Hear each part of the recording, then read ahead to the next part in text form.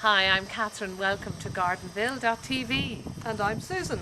And here we are now. We're filming. It's in the afternoon. The sun has come out.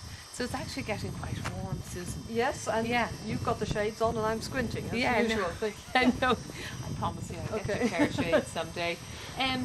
What are we at here now? Oh, yeah, wow. This is a commonly referred to as a spotted laurel. Now, you don't like it? No, I loathe it for some reason. Don't ask me, it's just, I think of, well, for some reason I think of sort of dirty corners of the garden and cats and various things, but not that I dislike cats, but it just, the botanical name Aucuba japonica. Right. Variegata, so it's variegated. It's actually a plant for shade, and you can see because the sun has come out now that this is growing in full sun, and because of that there's an awful lot of yellow in the leaves. It's very washed out and pale looking. Right. If you go further into it where it's not getting the sun, oh, it's quite green. It's quite green. So if you're growing it in the shade, you're going to get an effect much more like this. Isn't that amazing? And it's sort of washes out. Although in I the say sun. I don't like it, it's a very useful plant for a shady position. Well, now that's handy, because you know the way you would be looking if you were going to be planting or planning your new garden, and you have everybody's a shade part of the garden. Yeah. So you'd say, well, what am I going to put in that?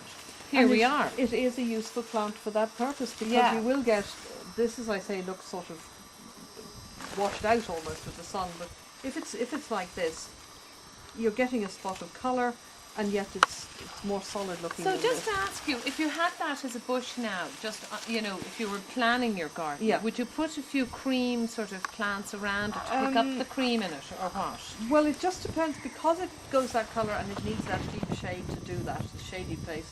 It depends on what else will grow in those conditions that would. Well, anybody who have a nice idea can always contact us. Off the top of my head, think of something at the moment. Well, if you have an idea of what you think would be nice with this bush, is it? Aucuba japonica, variegata. Okay, let Susan say that. You could always contact us by emailing us, or you can go on Facebook or Twitter and give us an idea, because you're not so keen on it. It would be nice for somebody to tell us, sort of tell how me would something you nice liven about this up? Now, having said that, the ones with female flowers, you will get red berries from them as well, so it does have another benefit. Now, what do you mean the ones with female flowers? They have both female and male flowered ones. Okay. So if you happen to have a female one, you'll have red berries. Right. Okay. Okay.